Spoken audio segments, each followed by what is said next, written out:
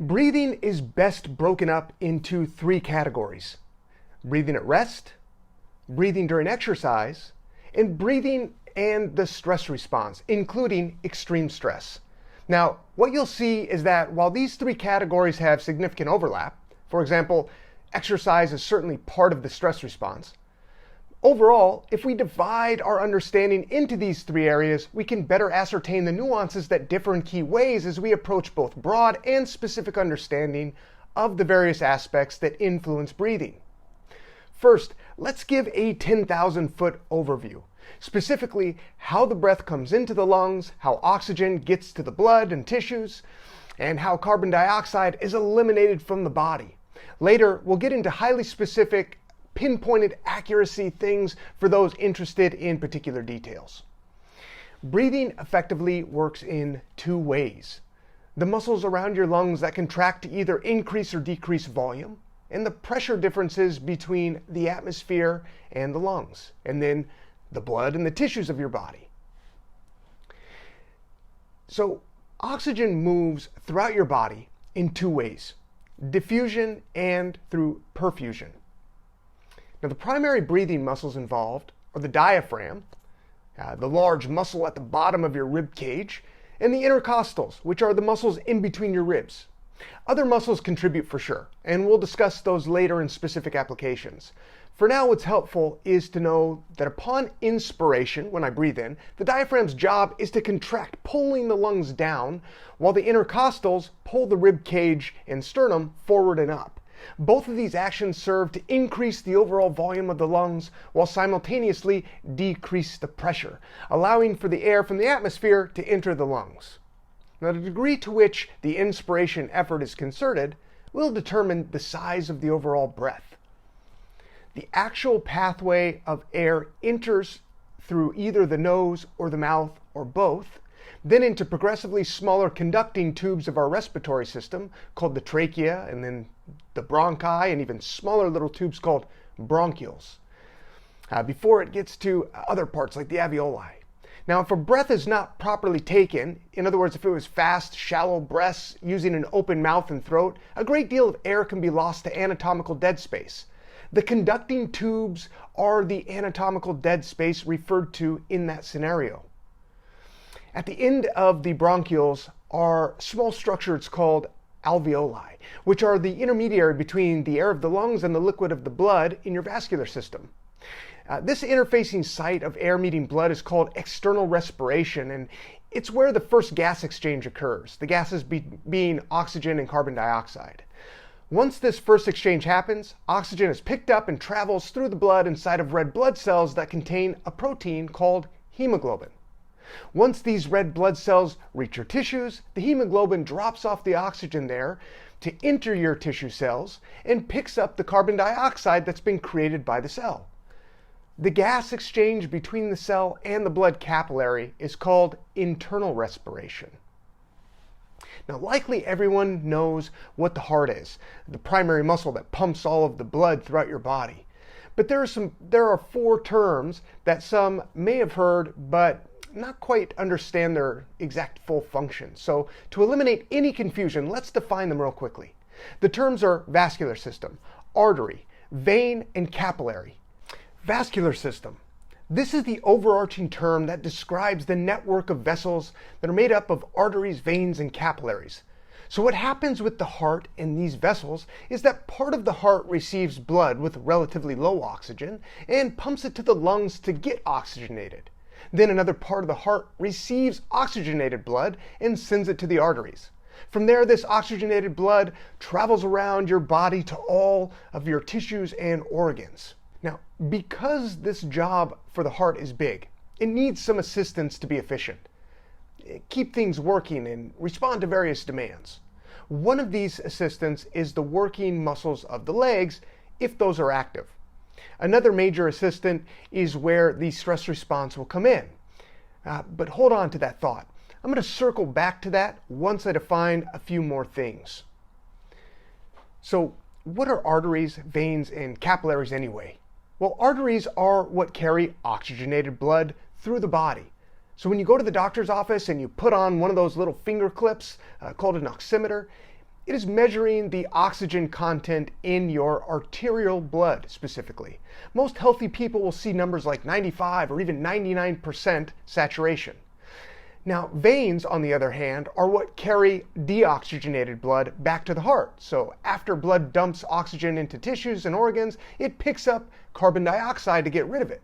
Because carbon dioxide and oxygen are shuttled on the same hemoglobin protein, which only has 4 spaces available on each one, oxygen and carbon dioxide kind of compete for these spaces.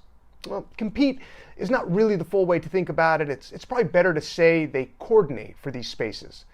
But bottom line is that the veins have relatively much more carbon dioxide in those red blood cells, which is why it's called deoxygenated blood. Now, capillaries are the little conduits that help exchange the oxygenated blood and deoxygenated blood and the nutrients between your vascular system and your tissues and organs.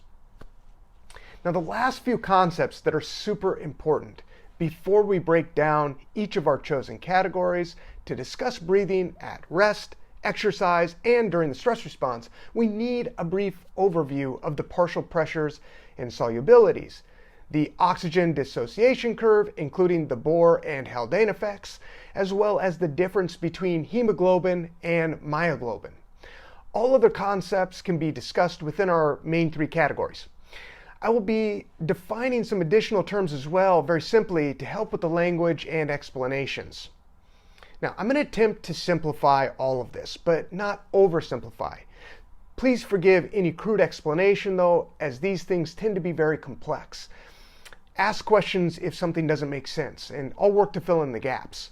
I tried to get this dialed right in the center here for everybody. So what is partial pressure actually referring to?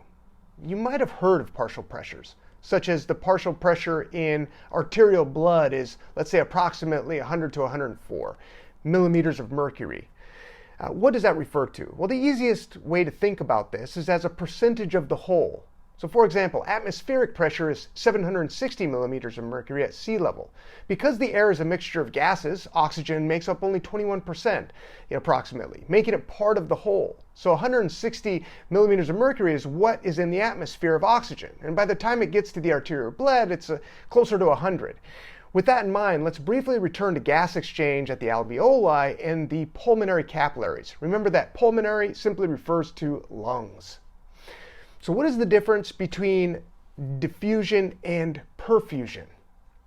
Well, the simplest way to think about each is that diffusion refers to gases and perfusion refers to liquids, in this case, blood. So there's smooth muscle around bronchioles, those little small conducting tubes, as well as throughout the vascular system that constricts or dilates to help control both the flow of gases and blood. An easy example is taking a breath at rest.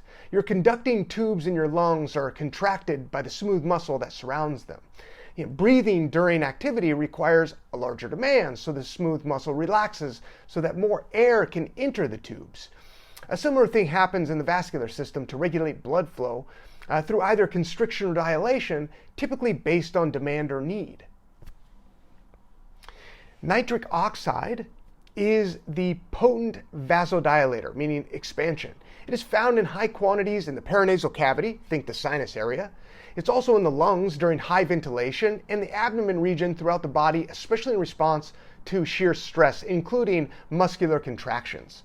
Now, shear stress can also be a result of pathology, but for our purposes, I'm not going to include any pathologies in today's discussion. Now, endothelial cells secrete both nitric oxide for vasodilation and endothelio-1, which is the most potent vasoconstrictor. CO2 can act as either a vasoconstrictor or dilator depending on when and where. Acetylcholine is a neurotransmitter that is involved in many functions but can act as a vasoconstrictor for breathing. Noradrenaline is the primary neurotransmitter of the sympathetic nervous system and also acts as a hormone in certain functions. In the stress response, it often induces vasoconstriction as a means to redirect blood flow throughout the body. Adrenaline, it's also a neurotransmitter and hormone used by the sympathetic nervous system and often assists with constricting or dilating the vascular network to stabilize blood pressure, especially in this stress response. So the letter V, as described later, refers to ventilation, i.e. how much air is coming into the system. And Q, as described later, will refer to cardiac output, which is the combination of heart rate and how hard the heart contracts to pump blood. This is also called stroke volume. Putting the V and the Q together gives us a term called VQ match, which describes the relationship between how much air is present and how much blood is flowing. Now this ratio tends to be about 0.8 and always steers back toward that as it starts to get out of balance under different demands. For example, imagine your heart is beating relatively slowly and not contracting too hard, but you start taking large breaths. Well, the heart will respond by speeding up and begin pumping harder to keep things in balance and remain efficient. The descriptions of the roles above are not at all meant to be exhaustive, but rather highlight some of the important things in relation to breathing specifically. Okay, now that we have some shared language, let's go a bit deeper to discuss an example of gas exchange at the alveoli and pulmonary capillaries. This example is in the lungs, okay? So in the case of high ventilation, in other words, a high breathing rate and/or high volume of breathing, this will result in increased partial pressure of oxygen and decreased partial pressure of CO2. If a lot of oxygen is present, this will activate the endothelial cells to produce nitric oxide. This dilates smooth muscles through increased potassium leaving cells. This is also called hyperpolarization. In response to this vasodilation, for high ventilation, with the presence of high oxygen, perfusion also increases too, bringing the VQ back to a normal value of that approximately 0.8 we talked about earlier. So by contrast, low ventilation results in decreased partial pressure of oxygen and increased pressure of CO2. The endothelial cells do not trigger nitric oxide production in this case. So not as many potassium ions will leave the cell. And this results in vasoconstriction, that tightening, due to potassium ion accumulation in the smooth muscle cell, resulting in increased action potentials, causing the muscle to contract. And this causes vasoconstriction. So low ventilation results in decreased perfusion in order to return to the normal value of that 0.8. During exercise, cardiac output increases, oxygen demand increases, production of CO2 increases. As CO2 production increases and builds up in the alveoli, CO2 acts on the bronchial smooth muscle to dilate and allow more oxygen in to assist the increase in ventilation and oxygenation. However, if you have reduced perfusion due to the heart not pumping efficiently, for example, it will limit the oxygen intake and CO2 exiting. In this case, there is no efficiency in the exchange, so CO2 in this case will act upon the bronchial smooth muscle to constrict and either redirect flow to other alveoli to reduce ventilation, rather. Now the above examples are how our body will attempt to compensate under a variety of conditions to return to a normalized value of that 0.8 for the VQ, right? All right, external respiration. Let's get into this topic here. Okay, so we're going to describe some different things. The first is alveolar ventilation rate, or AVR, and this equals tidal volume, which is about 500 milliliters, minus dead space, and that includes anatomic and alveolar dead space, which makes up about 150 milliliters. Now each breath is then about 350 milliliters, and if you did 12 breaths a minute, that would equal about 4,200 milliliters per minute. Perfusion is cardiac output, and it's about 5,000 milliliters per minute, and it includes the stroke volume plus the heart rate. And you combine those two things, that's where you get your 0.8.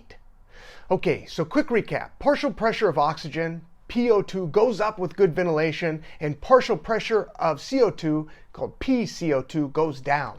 High ventilation equals more oxygen, more nitric oxide in the smooth muscle cells next to the endothelial cells in the lungs. As a result, increased perfusion or blood flow through the vessel. This helps bring the VQ back into balance to match the increased oxygen. In the case of low ventilation, on the other hand, there's little oxygen present and higher concentrations of CO2. In this case, there's decreased nitric oxide, decreased potassium leaving smooth muscle cells. Eventually, this initiates vasoconstriction, and the VQ match due to reduced perfusion, right? So you get that all back in balance. So this is why when you look at this division of, say, the sympathetic and parasympathetic nervous system, You see that in the sympathetic dominant state, this results in lung dilation, whereas in the parasympathetic dominant state results in lung constriction. Well, it's to do with the stress response, right? If I have to run or fight for my life, my lungs need to be capable of receiving more air at a faster rate, and my blood needs to pump faster and harder to distribute that oxygen and nutrients to the tissues that need it. And it needs to be able to clear out the carbon dioxide and waste to fulfill my energy demands as fast as possible. Okay, so I think we're going to come to this next part where we've got some good clarity. One thing to keep in mind is that some auto-regulation can act differently in the system due to the stress response in order to reduce blood flow or oxygen in certain areas of the body and increase blood flow elsewhere in the body. During exercise, increased cardiac output, increased perfusion, right? To compensate for the increased perfusion, increased ventilation can happen. CO2 in this case acts on the smooth muscle in the bronchiole and dilates them. The result? Its increased oxygen can enter the alveoli and attempt to match the perfusion. This is most notable based on demand. Now, it's important to realize that the VQ relationship is never perfect, but seeks to match that 0.8 ratio. That's the important thing to take away here. Now, one common problem that's more or less standard is that blood perfusion is less near the top of the lung versus the bottom of the lung due to gravity, right? Whereas air ventilation is the exact opposite due to expansion and direction of airflow. So this mismatch is something your body tries to regularly compensate for through the mechanisms we've already talked about. Now, during exercise, though, much of this problem of matching due to gravity is altered or stabilized until you begin to reach oxygen deficit and threshold. This is assisted by the autoregulation described in the chemical side of things and also in the mechanical way through the working muscles of the body. And of course, most notably the legs. As the legs contract, they're pumping that deoxygenated blood back to the heart. Now, for our purposes, when we induce an exercise-like or stress response deal, when we're doing the Wim Hof Method breathing, we're not actively exercising. In this case, the heart and chemical components are the only working mechanisms for blood flow and ventilation to match. This is why when we're just standing or sitting, working against gravity in other words, it's only a matter of a few breaths before we get lightheaded or dizzy. This is one of the big reasons why lying down is almost always the best option when doing Wim Hof Method style breathing, right? You reduce the load on the heart to pump your blood as you increase ventilation, as you induce a stress response. Otherwise, a lot of wonky stuff can happen, especially for the untrained body. Okay? Sometimes that untrained body will really try to compensate too much. It's just something to keep in mind. Okay, let's go back to partial pressures for a moment. So we said earlier that partial pressure of oxygen was, let's just say about 100, 104 in the arterial blood. And so that means after it picks up oxygen, right? In the venous system where the blood is deoxygenated, it's roughly 40 millimeters of mercury. When the blood in the pulmonary capillaries moves through to become oxygenated, it goes from that 40, from the deoxygenated space, to 100 in about a quarter of a second. So it's lightning fast. Now, with that in mind, let's go just one layer deeper. Partial pressures and solubilities. I know this is a lot, but let's just stay together here. This all makes sense. So PO2 equals about 160 millimeters of mercury in the atmosphere. Remember that 760 times the 21% gives us that value. So PO2 in the actual alveoli is closer to about 104. All right? Now PCO2 in the actual alveoli is about 40. Other molecules in the alveoli are nitrogen and a little bit of water, but let's not worry about that for now. Let's just simplify things. So how about the blood? In other words, what is the partial pressure in the blood capillaries, for example? Well, in the right ventricle, pumping, right? That is deoxygenated blood in that part of the heart. The PO2 at rest in the blood is about 40 millimeters of mercury. The PCO2 is about 45 to 46 millimeters of mercury. Now, then when the blood in the pulmonary capillaries moves through to become oxygenated, it goes, remember, that 40 to roughly 100 in that quarter second. And the pCO2 goes from that 45 or 46 down to 40 millimeters of mercury. High pressure moves to low pressure in both directions. This is the pressure gradient that I mentioned at the beginning. Now, there's lots of pressures that we didn't talk about. We're going to keep it simple. Keep that in mind. But these are really important for our discussion. Now, the exchange of gases is dependent upon both the pressure gradient and the solubility. So although there appears to be a small difference, for example, between the pCO2 of the alveoli and the blood, CO2 actually has a much larger degree of solubility than does oxygen. In fact, about 20 times larger, which is why we see oxygen going from 40 to 100, whereas we only see CO2 going, or pCO2 going from 45 or 46 to 40. That relative difference is for those reasons. If you want to look up Henry's law to learn more about solubilities, I encourage you to do so, but we're not going to get into that here. I'm going to save you that headache right now. Just letting for a moment for all of that to digest before we power forward. All right, here's the bottom line. Bottom line is that if I increase the pressure, it will increase the solubility of a gas in a fluid. So CO2, remember, is about 20 times more soluble in the blood and alveoli than O2, right, than oxygen. So even though there is not as steep of a gradient, there is still an equal amount of gases, CO2 and O2, being exchanged.